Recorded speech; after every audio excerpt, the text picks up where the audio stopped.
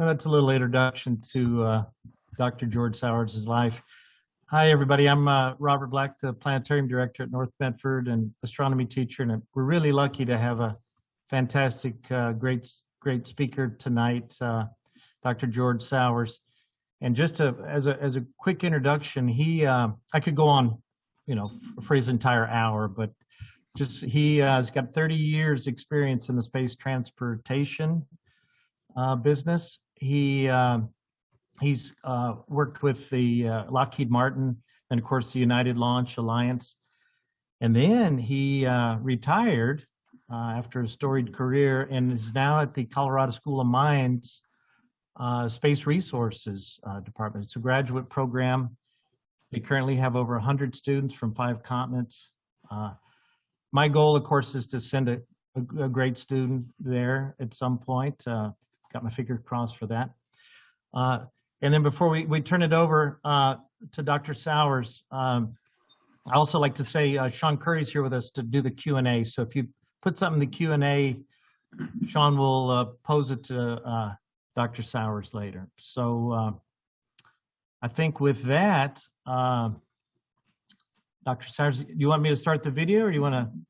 No, I just like to say thanks for the invitation. It's my pleasure to be here, and I never get tired of sharing my enthusiasm for space in general and space resources in particular, and that'll be the subject of my talk tonight.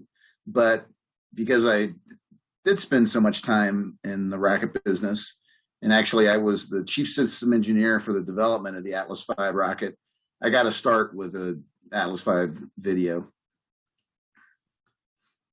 Yeah, let me get that going for you.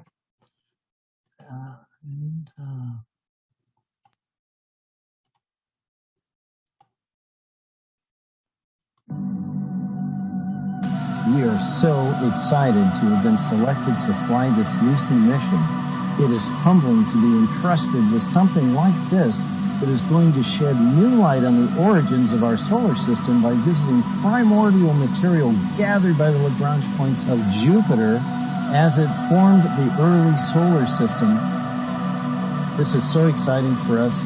Our team has worked so hard. We are honored to work with the brilliant people at NASA who put this together. We're starting a 12-year journey of this amazing spacecraft. Really 8 missions in one. For me, as we are launching this, I think of the amazing team that brought it together. On the rocket it says Lucy Strong, and for me that's the battle cry that brought the team together. Congratulations to everybody. Go Atlas. Go Centaur. Go Lucy. 3, 2, 1, 0. Liftoff. Atlas V takes flight, sending Lucy to uncover the fossils of our solar system.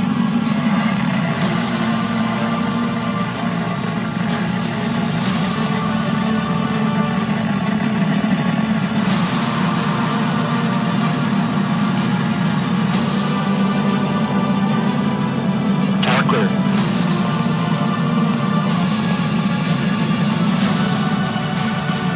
The vehicle has begun the pitch yaw. We have indication of successful separation of the Lucy spacecraft.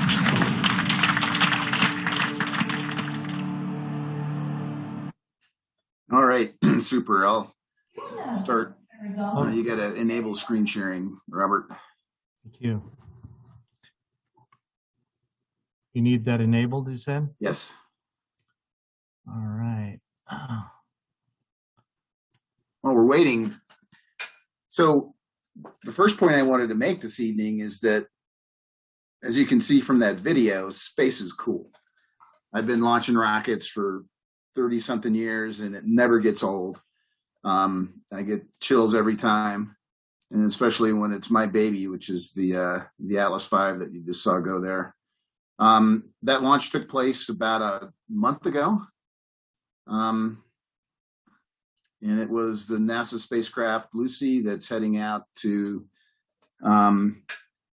visit the Greeks and Trojan asteroids. And I'll show you where those are in just a second. But it's an exploration mission that will hopefully someday lead into our ability to utilize resources from asteroids. So let me talk a little bit about space resources. Another rocket picture just for emphasis. So space is cool, but there are lots of practical reasons to go to space. And one of those is space resources. So in our graduate program at the Colorado School of Mines, we take a pretty broad view of space resources. One obvious resource that is utilized today is location. Being in low Earth orbit enables you to look down on Earth from fairly close up and take pictures if you want, remote sensing type data, or if you're located up at geosynchronous orbit, you can be parked over the same spot on Earth continuously and be used as a relay for communications. So location is a resource. As we're starting to learn on the International Space Station, microgravity can be a resource. You can do things with manufacturing technologies in microgravity that you can't do in the 1G environment on Earth. You also have vacuum. Photons or sunlight is a resource. And it's a resource that is currently exploited on Earth with solar energy. Pretty much every satellite that's ever been launched utilizes solar energy in space. And I'll talk about it toward the end of my talk. We could gather those photons in space and beam them back to Earth for essentially unlimited green energy. If you go to the moon is rich in resources. In the lower latitudes, you can find minerals, some volatiles at low concentrations. Regolith, which is the lunar soil, can be used as a resource. At the poles of the moon, and we'll talk a lot more about that, there are other volatiles, including water. If you go a little further out to asteroids, some of which are actually in fairly Earth-similar orbits, those are called the near-Earth asteroids. Or out into the main belt, you can find asteroids that have hydrated minerals. This means that water is chemically bound into minerals in the rocks and you can get it out. Some asteroids are rich in metals, other minerals, and some asteroids, probably maybe some of the ones out in the Greeks and the Trojans, are remnants of comets that got captured, which might be ice balls. And then going a little bit further out to Mars, we now know that there's abundant water ice on Mars. Its atmosphere is mostly carbon dioxide, which can be converted into oxygen for breathing air. There's actually an experiment that's operating on the Perseverance rover, another mission launched by Atlas called MOXIE, that is conducting some electrolysis experiments where you separate the carbon dioxide into carbon monoxide and oxygen. And then, of course, you have the Martian soils, hydrated minerals. Mars is truly a world which is rich in all kinds of resources. So to be a little more specific, if we just look at the inner solar system, and that picture on the right kind of gives you a schematic looking down on the plane of the solar system from above. Inner solar system is defined as sort of the orbit of Jupiter and inward. Going from the sun out, you reach Mercury, then Venus, then Earth, of course, and then Mars. You have a number of asteroids that are kind of captured inside the orbit of Mars that are characterized with different names. That big white cloud is the main asteroid belt. And then you can see Jupiter there on the lower left. And then at the L4 and L5 Lagrange points of the Jupiter-Sun system, there are these clusters of asteroids called Trojans on the one point and Greeks on the other point. And the mission that we just saw launch about a month ago is on a 12-year journey to visit both the Greeks and the Trojans. And I'm sure we're going to learn all kinds of stuff that is new knowledge to mankind. But when you look at the resources in the inner solar system, they're nearly infinite compared to those available on Earth. And just a couple of simple examples. The total power output of the sun is 10 trillion times the power consumption of all humans on Earth. So we've just scratched the surface in utilizing the sun's energy. Just one large metallic asteroid, like 16 Psyche, which is in the main asteroid belt, can supply human needs for iron and other metals for millions of years at current human consumption rates. Just one asteroid. So in my mind, I believe if we can bring those resources within the economic sphere of humans, it'll enable that next great economic revolution and potentially issue in an era of what I call post-scarcity, where resources are so abundant and so cheap, everybody's rich.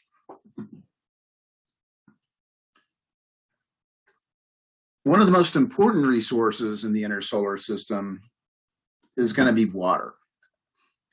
And we now know from planetary science missions over the last couple of decades that water is basically everywhere in the inner solar system. It's even as far inward as Mercury. There's water at the poles of Mercury. We know now that water is very abundant on Mars. I'll talk about a little more on the next slide, but near Earth asteroids, these are asteroids that are in very similar orbits to Earth and can be accessed with very low energies. But we know many of those have hydrated minerals that could be mined for water. And we now know that water is present at the poles of the moon. From a space development standpoint, water is essential for life, just for humans to live, but also things like agriculture. If we want to have agriculture in space, we can split it. And one of its constituents is oxygen, which we need for breathing air. And water is also excellent radiation shielding. That's one of the problems of doing things in deep space is we're not shielded from radiation. But most importantly, for the near term, you can split water into oxygen and hydrogen, then liquefy them into liquid oxygen, liquid hydrogen propellants, which are the most efficient chemical propellants known.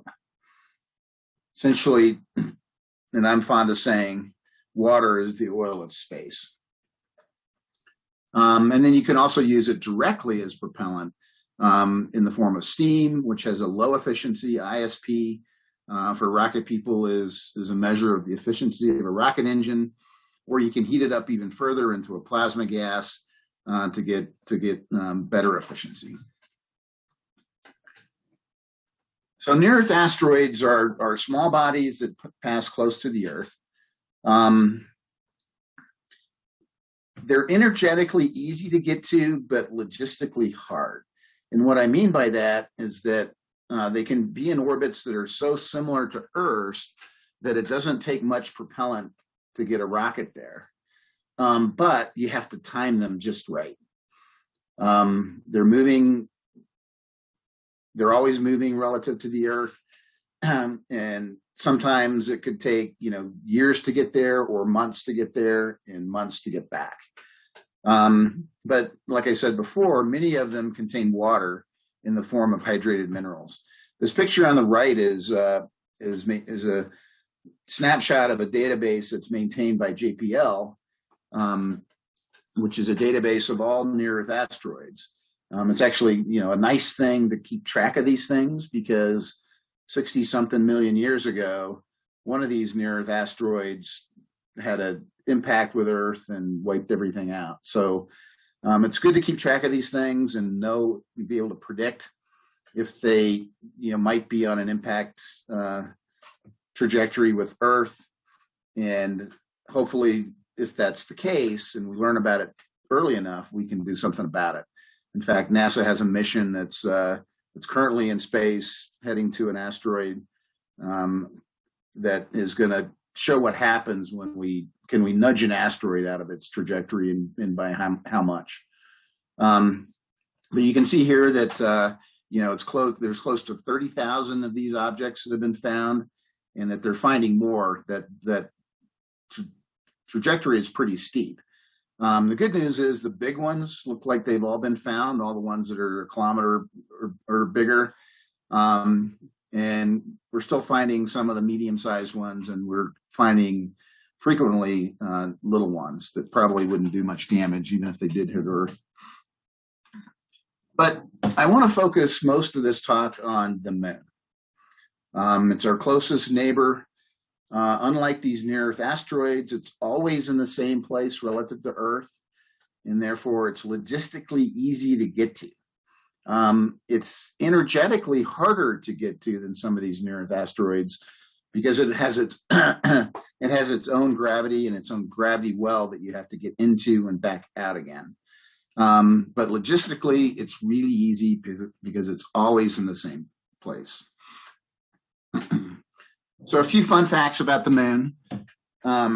It's a little over 1% of the mass of Earth, a little over 7% of the surface area of Earth. Gravity is about 1/6.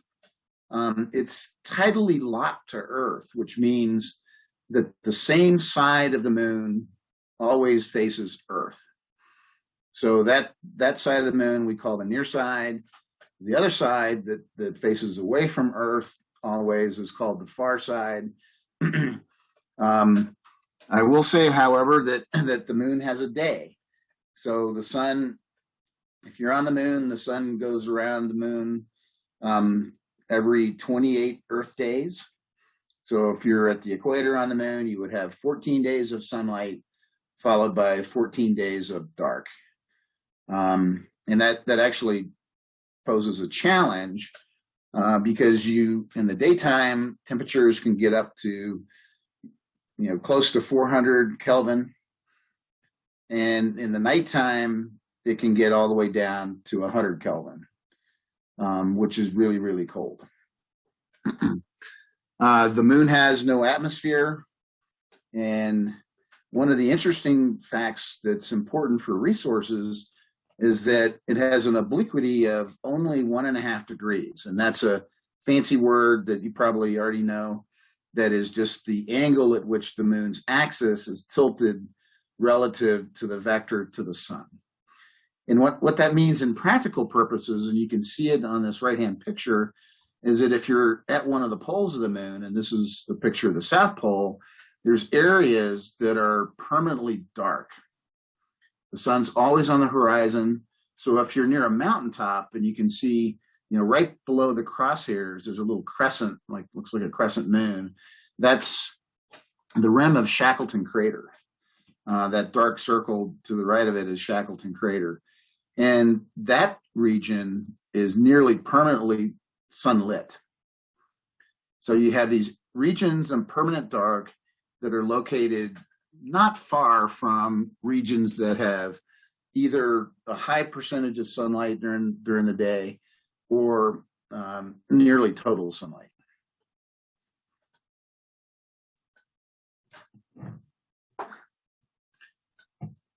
So from a resources standpoint, the moon is rich.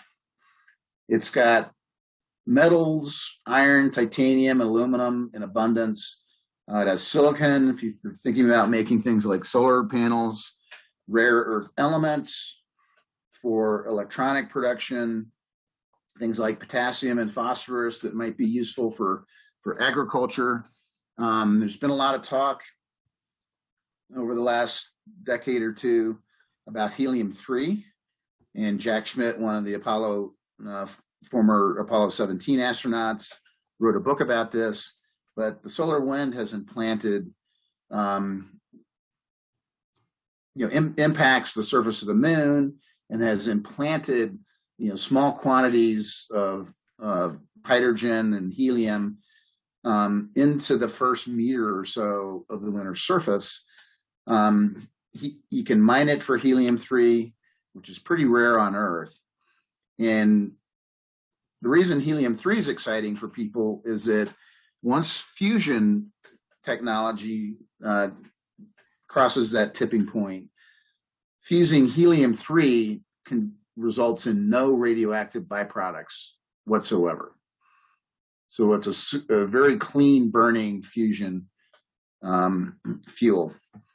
But most importantly, again, from the near-term standpoint, is water, which is found at the poles.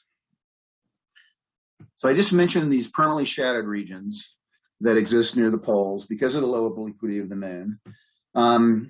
It turns out that ancient impactors created a small atmosphere of volatiles, including water, from their impacts. Some of those volatiles found their way to the poles over time. And once they made it into these permanently shadowed regions, they get frozen and stuck. The temperatures in these regions are so cold, as low as 40 Kelvin, that ice is stable for billions of years, even in a hard vacuum. And it was first noticed by the mission Clementine, but it's been since confirmed by many different remote sensing data sets that there is ice in these poles. And back in 2009, again, this was one of an Atlas mission that we launched. We launched the Lunar Reconnaissance Orbiter spacecraft, but it also had a small secondary payload on it called LCROSS.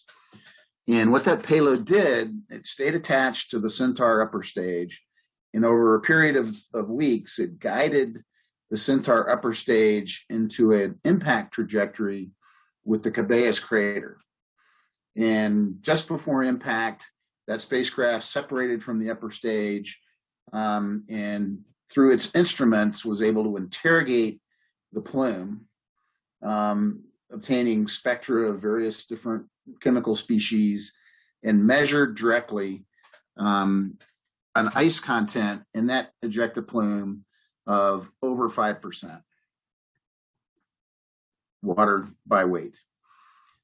Just to kind of orient you, the Cabeus crater is the little dot on the right-hand side, little purple spot that's pointed to by that arrow called 1S on the upper left.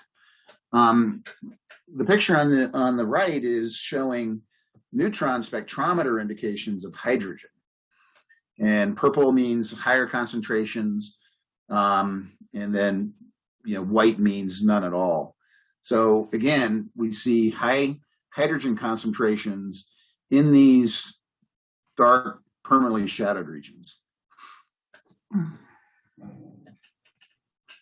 Another very interesting data set that was, this was a paper that came out a couple of years ago by Troy Lee at the University of Hawaii, made a lot of press, but he was analyzing instruments from the Chandrayaan spacecraft, an Indian spacecraft, and then collating that with instrument readings from the Lunar Reconnaissance Orbiter, and came up with this map where each dot represents ice exposures on the surface, because the data was only perceptive at the surface. But these indications show that there's surface ice present. Nobody knows how thick, up to 30% by weight. So we know that the ice is there. If we can get it, we have a source of rocket propellant in space. And I'll talk about why that's so important and how beneficial that is in a few minutes. But if you're trying to bring these resources within the economic sphere of humans, you got to go figure out, how are we going to get that resource? Well, if you're mining, gold in the, Oregon hills or Colorado mountains, back in the day, you had the picks and the mules. Maybe we just do something like this. But that's probably not going to work very well. The good news is that the terrestrial extractive resources, the mining industries, the oil and gas industries, have proven processes for how we go develop resources. And this is a chart that is used in the mineral industry, that talks about, categories of how you would categorize a resource. And then you've probably heard of, when you're talking about, oil reserves, you've heard the word reserve. Well, these standards say exactly what those things mean. And this chart shows you how to go from where we are today, which is exploration results. We have some data. The vertical axis means, is increasing levels of geologic knowledge and confidence. So how are these resources situated? How much of them is there? What's their stratigraphy? All of that kind of geologic knowledge that, excuse me. The horizontal axis are all the other considerations. What are the mining technologies? How do you process this stuff? What are the economics of it? And if all of those things are in place, you have what's called a proven reserve. And when you hear people talking about quoting petroleum reserves, that's what they mean. They mean reserves that have been characterized, measured, but also have been shown to be economically extractable. And so from that definition, that any indication of reserves or measure of reserves is a point estimate. It's valid at that point in time, because you can do more exploration and find more, or you can improve technology. Any of those things can be used to change or enhance the reserves that we have at any point in time. But this is the process that we need to go through for exploiting those water resources on the moon. So, the first step is, how do we get that geologic knowledge? Well, right now, all we have is remote sensing data and that one data point from the LCROSS mission. If we want to really map these water resources, we actually have to go down there and get ground truth with drills, with other instruments, just like would be done on Earth to map out a new oil field somewhere or a new copper deposit somewhere. Lots of drill holes, lots of analysis, lots of sampling that needs to be done. One of the challenges, however, in doing this in these permanently shadowed regions is power. It's dark down there. So the traditional solar power methods aren't going to work very well. One idea that we've had at Mines is, well, maybe I get my power, put my solar panels up on the crater rims where it's light, and then beam energy down in the form of laser beams to a receiver.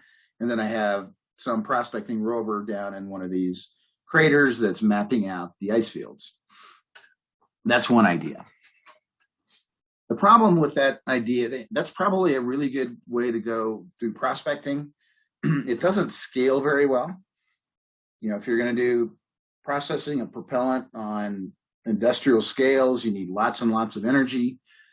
Energy in megawatts, not kilowatts. And in that case, you got to think of something else.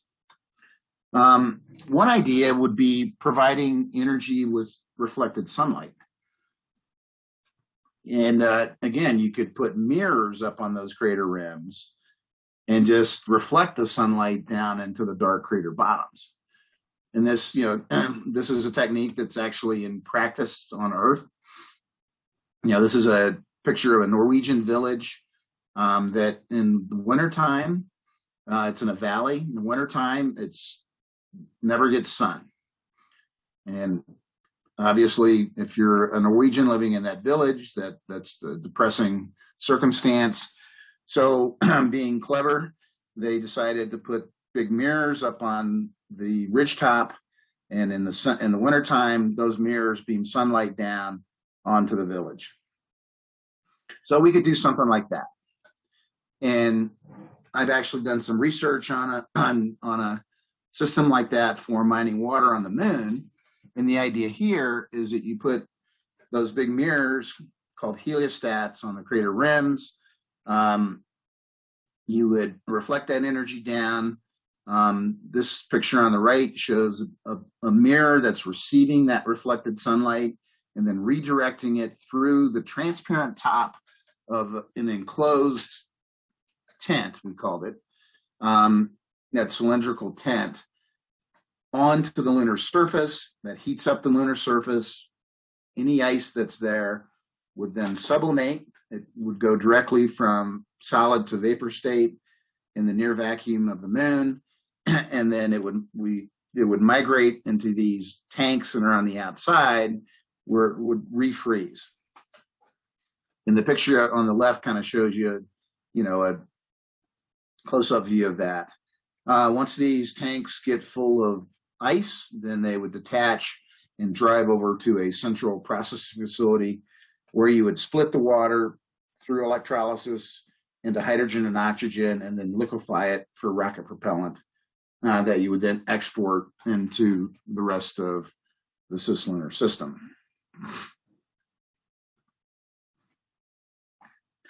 A couple of years ago, I wrote an article for the Space Magazine Room on this idea, and they actually had a piece of concept art developed showing, what this might look like in 10, 20, 30 years, where you have an industrial facility in one of these permanently shadowed regions where these large heliostats are beaming sunlight down, not only to extract the ice from the soil, but also to power an electrolysis plant that's converting water into liquid oxygen, liquid hydrogen propellants. One of the challenges of this method is finding the right geography. And, the artist concepts look great, but beaming sunlight over large distances doesn't work, because that sunbeam will spread no matter how much you concentrate it, because the sun itself is not a point source, it's a disk, and it subtends an angle. If you look at the sun from Earth, it subtends a finite angle. And what that means from an optics standpoint is that any beam, no matter how concentrated, will spread with that same angle. And practically speaking, it means that these mirrors have to be within 5, maybe 10 kilometers at the most from the source of ice. And unfortunately, that would rule out a lot of the areas that we think are the best. Another option is to use nuclear fission power. And there's been a lot of progress on low enriched uranium nuclear reactors that would be really safe to launch into space. There's a lot of companies working on those right now. And you could locate one of those nuclear reactors next to your processing plant, because you need its electricity to do the electrolysis.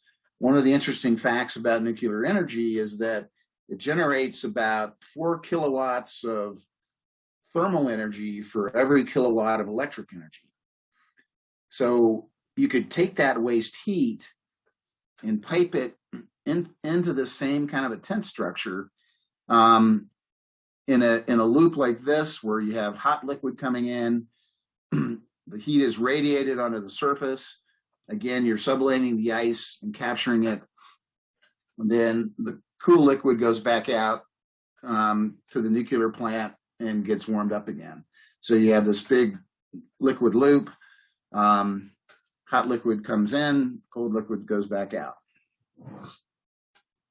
So that's an exciting option that would remove all geographic constraints from using this kind of a method. Now, it's more than just pretty pictures and concept art. We've actually done some proof of concept testing in our labs here at School of Mines, where we create simulants of this icy regolith, essentially taking, basalt rocks that are ground up that have similar properties to Apollo samples that we brought back, mixing those in our walk-in freezer with ice grains, and then putting those into a vacuum chamber that we then, with liquid nitrogen, drop to cryogenic temperatures, and then show that a lamp can remove ice from that sample. And we have shown that we can get surface ice very easily. We can even get ice that's some amount down into the subsurface just by surface heating. So it's more than just pretty pictures. All right, so once we have this water and turn it into propellant, what are we going to do with it? And why do we want it? Well, it turns out that every space mission or space activity beyond low Earth orbit, where the International Space Station is, would benefit from lunar propellant. And it benefits by refueling. And, without getting into math, I know you probably don't want to hear me talk math at this time of night, but, rockets are governed by what's called the rocket equation, which essentially relates the amount of fuel that you need, propellant, to how much velocity change you can get out of the rocket. And it turns out that equation is exponential. In other words, that the propellant mass increases exponentially with the amount of velocity that you're gathering. This fact is called the tyranny of the rocket equation. And it's the reason why the Saturn V rockets were so enormous. All the fuel that they would ever need to get all the way to the moon and then get back again had to be launched from Earth at the very beginning. And when I talk about the rocket equation to people, I use the analogy that, imagine you were going to drive your car from Medford, Oregon to Washington, D.C. And you had no gas stations. You had all the gas you would ever need to get there and come back. You had to take with you when you left Oregon. Well, your car wouldn't work. You'd get maybe to the Idaho border before you ran out of gas. So you need a bigger vehicle with bigger gas tanks. Unfortunately, when you get a bigger vehicle, it gets worse gas mileage. Pretty soon you're hauling a tanker of gas behind you with a semi. And as you can see, that whole process snowballs on you, and hence you get this exponential increase type phenomena. But from your own experience that if you just refuel, you can get by with a small vehicle and a small gas tank because you can refuel anytime you want. And that's, in a nutshell, is the benefit of fuel in space. Every mission that goes beyond low Earth orbit would benefit by refueling. And for example, if you're going from Earth to the surface of the moon, one single refueling would save you your cost by a factor of 3. You'd think NASA would be interested in doing that. As taxpayers, we would want NASA to do that to save the cost of the Artemis program by a factor of 3. If you're coming back from the moon and you can fuel up, gas up on the moon, that saves you a factor of 70. And, similar savings accrue to any mission going to the outer planets or the lunar gateway or anywhere else that's beyond low Earth orbit. And so I see, once we get these sources of fuel developed, there'll be this transition to a refuelable water-based propulsion in space. And everything that we do in space will get factors cheaper. So to figure out how all this is going to work in practice, let me digress a little bit. And, I don't know how much you know as an audience. If you're in the astronomy club, you probably know all this stuff already. But cislunar space is the space that's between the Earth and Moon system and around the Earth-Moon system. It's essentially that space that's within the gravitational influence of the Earth. And within that space, it's a two-body system, we call it. You have the Moon that's orbiting around the Earth, and this picture is not to scale. It's a rotating, in this, if we're showing it fixed like this, it would be a rotating coordinate system that's centered on Earth, that rotates with the rotation rate of the Moon about the Earth, once per month, roughly, once per 28 days. And there are these interesting points that were named after the French mathematician Lagrange. There's 5 of them. This point L1, I think, is going to be economically very important.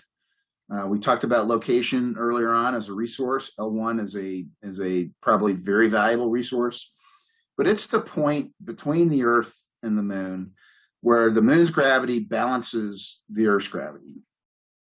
So you can sit there. The white lines on this chart are contour lines of gravitational potential energy. So you can think about those in exactly the same way that you think about contour lines on a topo map. In that analogy, this L1 point is a saddle. It falls down toward Earth, falls down toward the Moon, and it goes up in the direction perpendicular to that.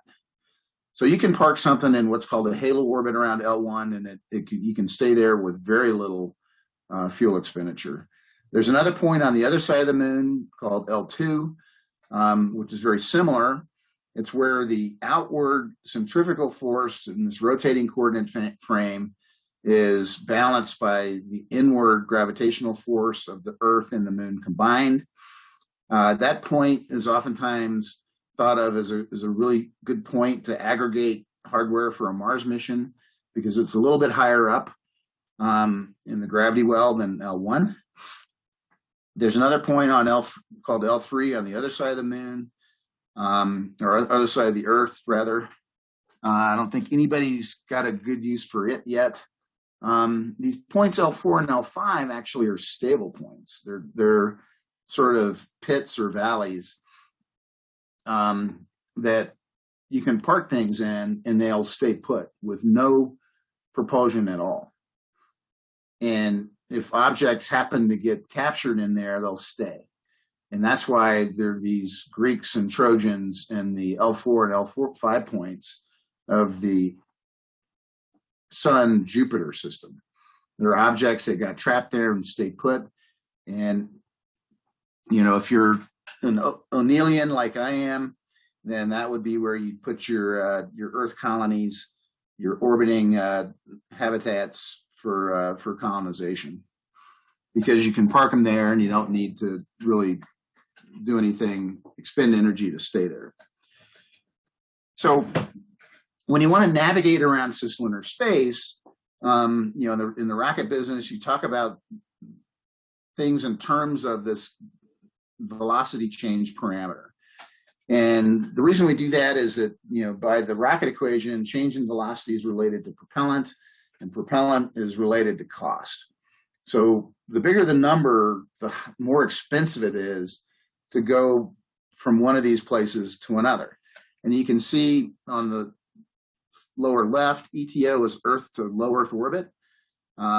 It's a delta V of 9.5, and these are in kilometers per second.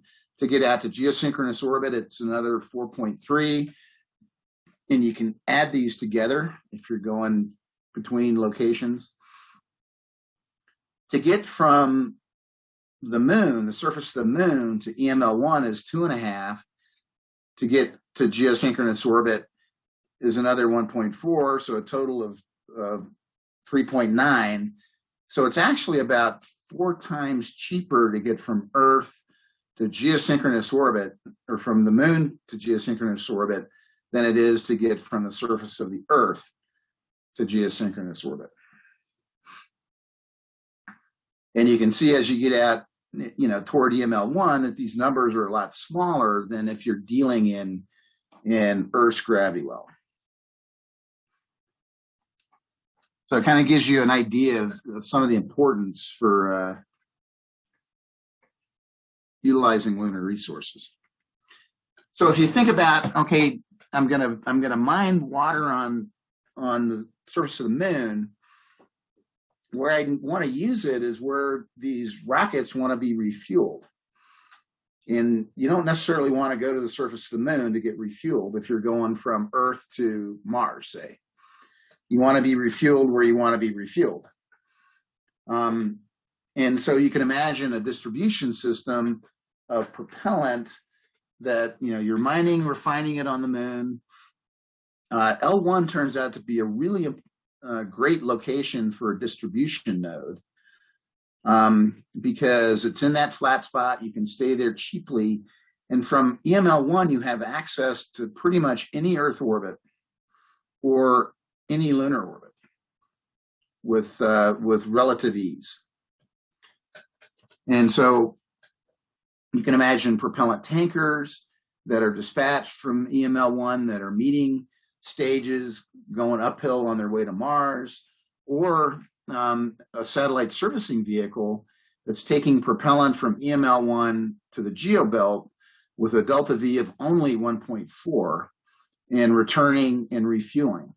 And so in that future scenario, satellites that would otherwise run out of life and be derelicts can get refueled and be used over and over and over again.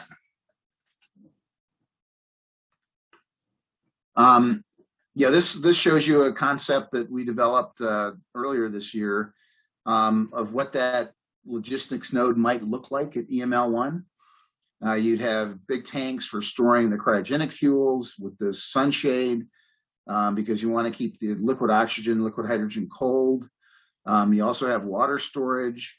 You have the ability to process the water into liquid oxygen, liquid hydrogen, and then the ability eventually to go back the other way through a fuel cell and turn your hydrogen and oxygen back into water to generate electricity. And then you would also imagine, hangars and servicing bays for these satellite servicing vehicles. The way you would actually do that refueling operations, you would dispatch a tanker from this depot at EML1 that would enter a rendezvous orbit. And the rendezvous orbit would depend on where the ultimate spacecraft is going. It would be a different rendezvous orbit if you were going to Mars than if you were going to the Lunar Gateway. Once you know the tanker is there, you would launch your payload and your upper stage and into that same rendezvous orbit where it would rendezvous with the tanker, it would transfer its fuel, and then the upper stage would burn to its final destination. And like I said, that operations will save you factors and cost to any destination beyond low Earth orbit. And then eventually, once we have all of this kind of stuff up and running, you've got all of this low-cost transportation around Cislunar Space. You've got water production on the moon. You can start producing other things on the moon. I showed you all these other resources that were there. Silicon and titanium and aluminum. All of those things are the raw materials to make spacecraft. And if you're moving it from the moon into space and potentially manufacturing it into space, you can save a tremendous amount of money relative to launching anything from Earth. And things become possible that currently maybe aren't possible. And one of those things is shown on this picture, which is a space solar power satellite. This particular one generates 2 gigawatts of output that you would deliver through the grid. And the idea is that you're collecting sunlight with all of these little mirrors that are in this sort of lampshade configuration. Those mirrors can be pointed, they're pointable to the sun. They reflect that sunlight down onto this photovoltaic, which converts it into microwaves, beams it down to Earth, where it's received in a receiver called a rectina that is basically just a very wide grid of wires that can be mounted, above a cornfield or anywhere. The beauty of the rectina is that it does not consume the land. You can still use the land underneath it. And in this future, you have unlimited power, solar power available 24/7. The beauty of being in space is that there's no night and there's no weather. And this version of solar power is perfect for base load, where terrestrial solar is not. It's not vulnerable to weather events like what happened in Texas last winter when they had the bad storm and all the solar panels got snowed on. It works at high latitudes. It's really, when you think about something like this, it's an amazing future. Inexhaustible energy available 24/7, 365, that's completely green forever. Ending energy scarcity while avoiding any potential issues with CO2, I think is an amazing thing to imagine. So that kind of brings me to the end. I've almost been talking for an hour.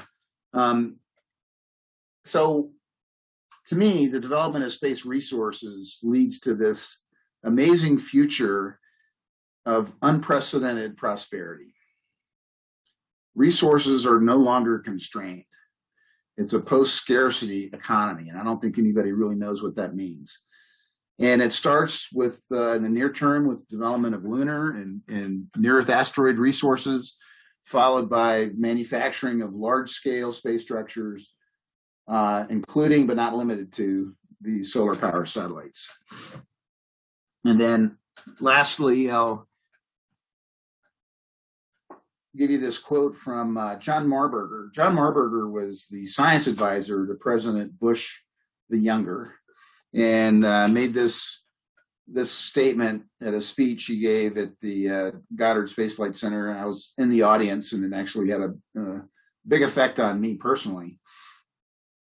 But the moon has unique significance for all space applications for a reason that, to my amazement, is hardly ever discussed in popular accounts of space policy. The moon is the closest source of material that lies far up Earth's gravity well. Anything that can be made from lunar materials at costs comparable to Earth manufacture has an enormous overall cost advantage compared with objects lifted from Earth's surface. The greatest value of the moon lies neither in science nor in exploration, but in its material. And with that, I will be happy to take questions. Thank you. Well, while we get our Q&A going with Sean, I wanted to say this earlier, Dr. Sowers, but my students, after we debriefed when you talked to them last week, they really like the hopefulness of your talk. They don't hear a lot of hopeful stuff about the future. And so I just wanted to let you know, thank you for bringing hope to all the students here. That's great. I mean, it's amazing to me that they aren't more hopeful, because I think they're living in the greatest time that's ever been to be alive. Yeah. Because they're going to see this kind of stuff happen. Exactly. And I'll hand it to Sean in just a second, but they'd never heard the idea where everyone's rich and no one's poor and there's no one's fighting over resources. You wouldn't believe the amount of discussion we had right here in the planetarium about that concept. Wouldn't that be nice, not to fight over things? So yep. Thank you for bringing that message. No, and some of the other messages they get that the only way out of our problems is to, to make, instead of making everybody rich, let's make everybody poor. I don't really like that message. No. And I'm going to, whenever Sean breaks in, we'll let him do that. I do have one girl ask me to ask a question that she didn't get to ask the other day. Maybe I could start the Q&A. She wanted me to ask you about a compare contrast with the hydrogen fuel for rockets and then methane, CH4. Just kind of what you thought, all your experience, because you never mentioned it. I guess she's been reading up on SpaceX's plans. Yeah, no, I'm actually the guy that when I was at United Launch Alliance back in, I think it was 2014, signed the deal between ULA and Blue Origin to build and use Blue Origin's BE4 methane engine on the next generation ULA rockets. Oh. So the next generation ULA rockets will also have a methane-based engine. And, there's pros and cons to any fuel type. Mm-hmm. Methane, we chose methane primarily because we got a really good deal from Jeff Bezos on that engine. And that's what they wanted to use. But there's no good reason not to. It's sort of I view it as sort of an in-between fuel. The current Atlas and the current Falcon 9 use kerosene, liquid oxygen and kerosene, basically, which is a heavy dense fuel. Methane is lighter than kerosene, but not as light as hydrogen. So it's kind of in between. And, one of the nice things about it is that there's a really highly developed source.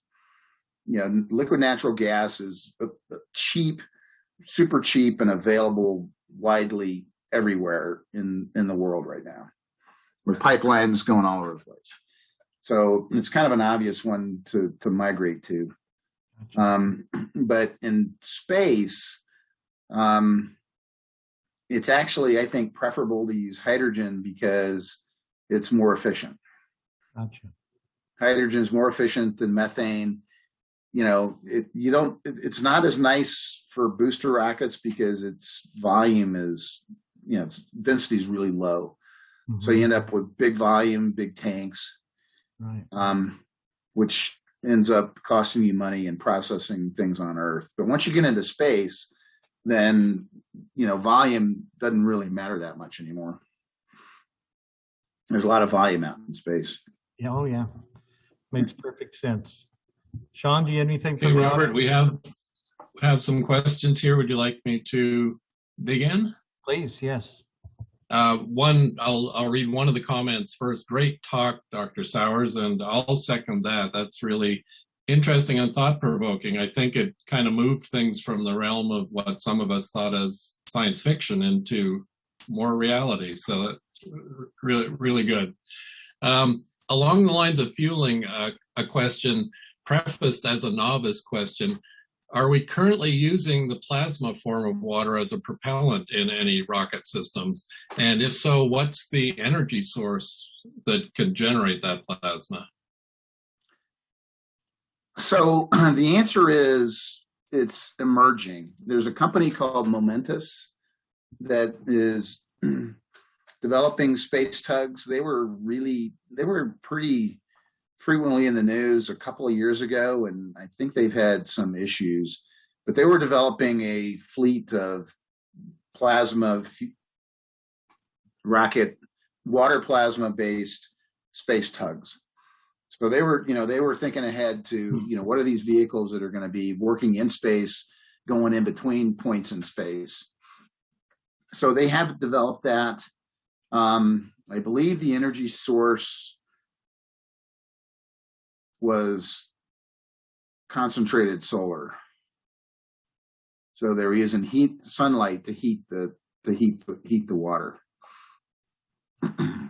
Okay, so you if can, we you look can at Google Momentus.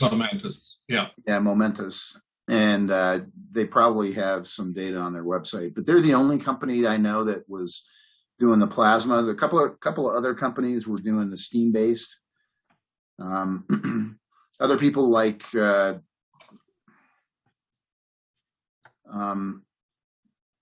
are other fuel types. I'm kind of I'm a free market guy. I just, I think the market is going to figure out which of these fuels is the right way to go. I like water and LOX hydrogen because I know it really well. It's a very mature rocket technology. The space shuttle main engines used hydrogen. The ULA's Delta IV fleet of rockets used hydrogen for both first stage and second stage, and then the Atlas, Centaur, and the Vulcan upper stages will also be LOX hydrogen. Blue Origin's using LOX hydrogen for their Blue Moon lander. So it's pretty ubiquitous, and if you have it and it's cheap, it's the most efficient propellant out there. Here's a question you probably have heard a number of times. What's a timeline for some of this development and until we get to actual resource extraction? So it kind of, it could be done. I think it could be done within 10 years if we made it a priority. NASA has been investing in some of these technologies. There's a whole suite of technologies that go with all this. There's, the extraction technologies. I got a NASA grant to do work on that reflected sunlight version. Just today, I submitted a proposal to a follow-on grant to that one to NASA. We'll see if I win or not. They've had a couple other, fairly low-level projects that they funded on ice extraction. In your slideshow up front, they had just did one of these centennial challenges called Break the Ice competition that actually led the CSM team that got second place in that. So they're putting money toward it. It's not fast enough for my liking, but never would be probably. But given all that, I think reasonably within 10 years, you could certainly have pilot plants extracting water on the moon. There's a mission coming up called Viper that is, I think, 2024, 25, that will actually go into one of these PSRs and take some data. Unfortunately, it is only running on battery power, so it can only be in the dark for 8 hours, and then has to come back into the light and recharge. So it's not going to get very far down there. And some of the, where the data says the ice is most likely to be is in some of these really deep, inaccessible craters that I think you have to just land inside of. But anyway, so things are moving. Actually, with the previous administration, they held a workshop at the White House, at the executive office building of the White House. It was hosted by Scott Pace, who was the executive director of the Space Council. They had NASA was there. They invited me. They had people from the Council of Economic Advisors. But it was a half-day workshop just focused on lunar water and how do we go get it. So they were really excited about it. The current administration is keeping things going. They're just not as enthusiastic. Well, that maybe leads to this next question in a way. The question says, this sounds like a global effort. How will we manage profit motivation to ensure a fair endeavor for all? How do we manage the fact that other countries, i.e. China maybe, are also racing to get these resources? Who owns this? So that's a very interesting question. And, we could talk about it for a long period of time, and, maybe beers would help the conversation go better. But nobody owns them. The Outer Space Treaty, which the U.S. is a signatory to, was signed back in the 60s, makes it clear that no nation can claim sovereignty over any celestial body, including the moon. So even though our flag is there, we can't say this is U.S. territory. In 2015, under the Obama administration, the Commercial Space Launch Competitiveness Act was passed that stated that if you are a U.S. entity, you can own resources that you extract from celestial bodies. So there's no sovereign claims of ownership of national entities, but per U.S. law, a commercial company could go extract water from the moon and own that water, and thus be able to sell it. To sort of drive that point, and as you can imagine, not everybody else in the world agrees with that law. It's interesting that Luxembourg, the tiny country in Europe, passed a similar law 1 year later, and they've been sort of the intellectual hub of space mining and want to be kind of the space mining people. Japan more recently passed a similar law, and UAE, United Arab Emirates, has followed suit. So I think there's a lot of people around the world are starting to agree with this notion that you can own the resources. And that's absolutely essential for commerce. Property rights is the foundation of the marketplace. I think over time, that momentum will just carry the day. And I think it'll start out with, national laws, and then eventually there'll be international agreements about things like, how do you stake a mining claim? Right now, I know the legal process to stake a mining claim in the hills in Colorado. There is no legal process to stake a mining claim on the moon.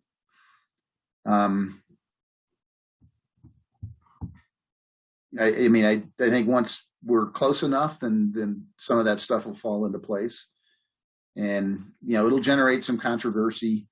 There's a contingent, an international contingent that kind of thinks of space as like a global commons. You hear people talk about that it's owned by everybody. Well, in practical purposes, if it's owned by everybody, it's owned by nobody, and nothing will ever happen, or it'll all just be a free-for-all. But I think property rights actually would lead to a responsible development of lunar resources, where we can avoid some of the problems that we've had with Earth orbit.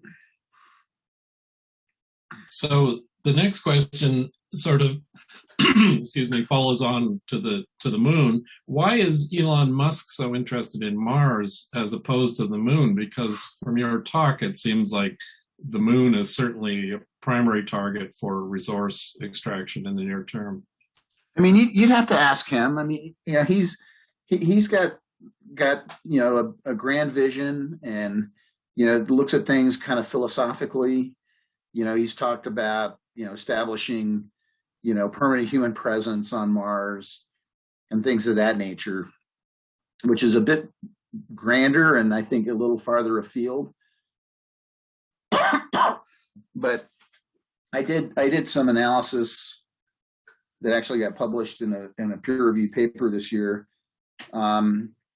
showing that per Mars mission, for one single Mars mission, the use of lunar water for propellant could reduce the cost by $12 billion. Wow. So my point is, okay, Elon, go to Mars and spend all this money, but if you did a little bit of diversion to the moon first, then your Mars dreams would be much more attainable. So I'm certainly not against Mars at all.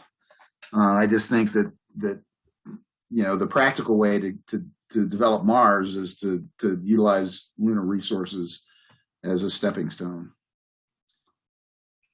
Our next question is on radio astronomy.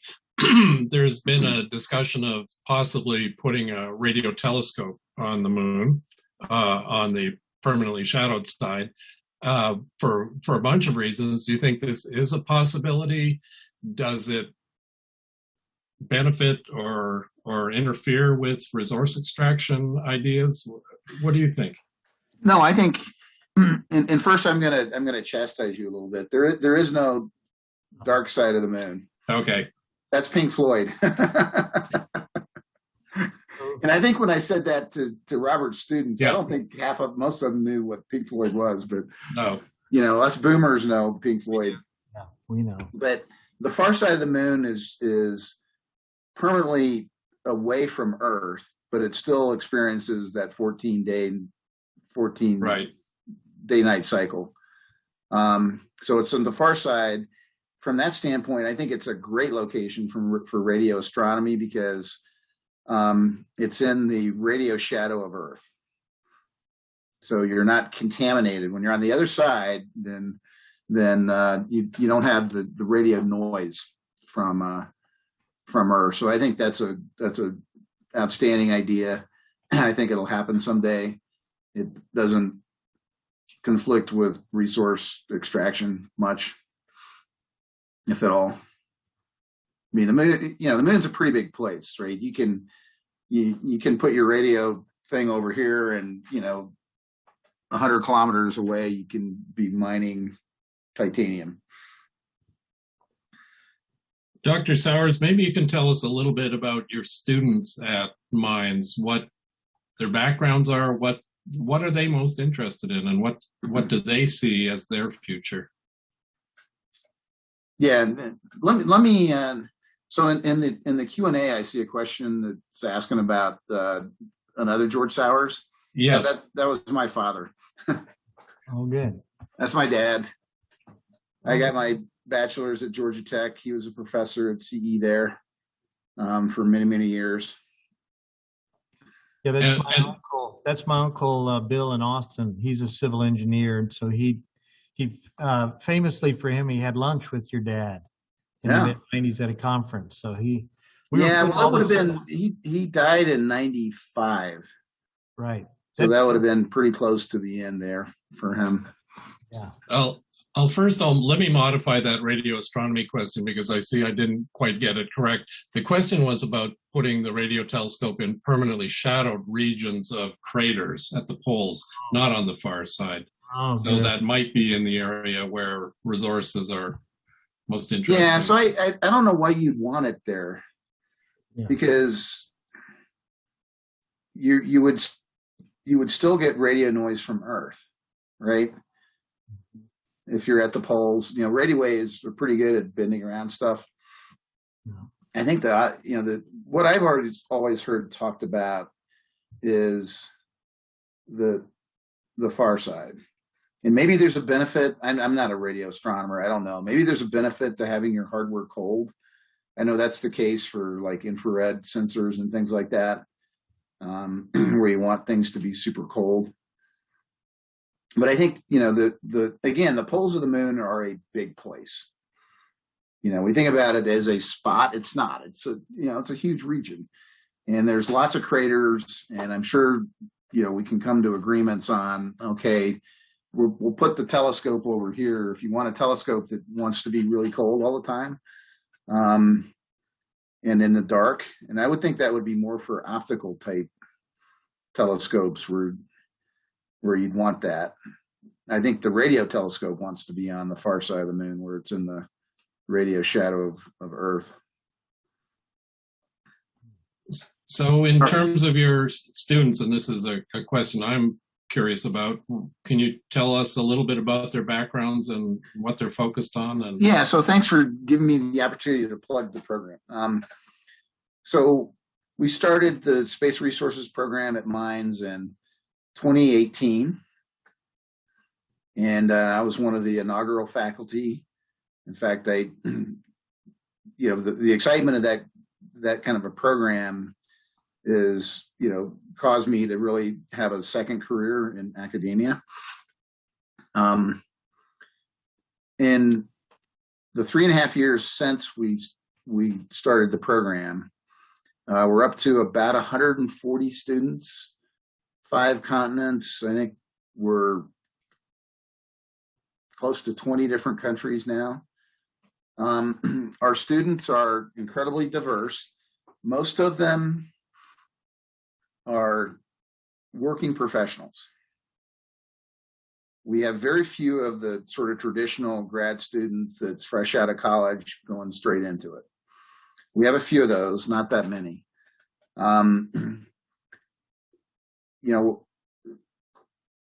Almost all of our students have some kind of a STEM related degree, although we do admit people with sort of business backgrounds and economic type backgrounds, because we view it as a multidisciplinary field. And a lot of our students are entrepreneurs and have their own businesses or have started their own businesses. A lot of our students want to be entrepreneurs. We have NASA employees in our program. We have a number of military, active duty military in our programs, officers, including 3 now that are part of the inaugural cadre in the Space Force. And, we've developed some good relationships with those people. We have SpaceX employees, Blue Origin employees, Lockheed Martin employees, Ball Aerospace, Sierra Nevada, every major aerospace company you can imagine. We have a fair number of sort of mining industry professionals, which I find exciting that those industries are starting to think about this, because, if you want access to capital, what better place to get it than from a, oil industry or somewhere like that. And yeah, so it's really diverse. It's been fun. We have students from Australia. One of our students is an investment banker located in Hong Kong. He's a Canadian expat. We've got a bunch of Canadians. Got a student right now from Peru. I've got a student who's works for the Russian Space Agency. It's kind of interesting. We've got a German military officer. So yeah, you name it, we got it. It's pretty fun, and it's an amazingly, the credentials of some of our students is pretty amazing. And we Sounds can like do a that. great place for people to make connections too. Yeah, no, that's exactly right. And we've had students that have gotten together and started businesses. One of our students is the CEO of Lunar Outpost, which is a small company located here in Colorado that's doing lunar rovers, and they're actually going to be flying one of their rovers to the moon on one of the already announced CLIPS missions that'll go in 2023, I think, or 4. Another one of our students owns a company in Austin, Texas that's doing 3D printed houses. And is adapting his technology to do, 3D printing of habitats on the moon, and has won NASA contracts to do that. Wow. So yeah, I'm pretty proud of the students we have. Robert, do you have any more questions? No, I'm really glad he answered the one about his dad. That was one that I was going to have to ask if you didn't do it. So I was scrolling down and looked it down, and it's like, that's an easy one to answer. But right. Yes, it was there from the very beginning. Yeah. No, that's fascinating. No, I've already had a chance to ask 4 or 5, so I'm good. But anybody else in the audience have a question? Did you get to Shane's? Did Shane Bechtel, did his question get out there, Sean? Yes. Okay, good. Okay. Well, no, and it's getting late in Colorado, so we should probably let Dr. Sowers let him go here. But thank you, sir. I'm going to give for everyone. I'm going to give you a standing ovation. I appreciate it. Thank you. That was fantastic. Thank you, and very inspirational. And thanks for your time. It's really. No, it's my pleasure. As you can tell, I'm don't mind talking about this stuff. No. You're fantastic. Thank you for doing what you do. Thank you so much. Thank you. See ya. Good night. Good night. Thanks, Sean.